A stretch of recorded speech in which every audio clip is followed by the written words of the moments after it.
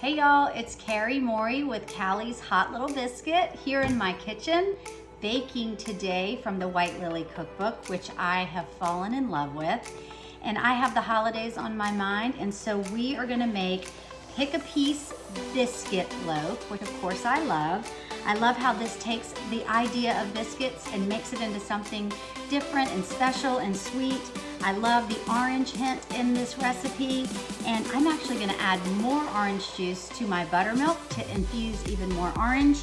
And I'm gonna use this for my breakfast before our turkey day run on Thanksgiving. Okay, so I don't get my nails done very often, but since it's the holidays, I did.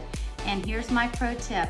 When you're making biscuits or a biscuit loaf, a lot of times the buttermilk can strip your fingernails. So today I'm gonna wear gloves. So let's bake together.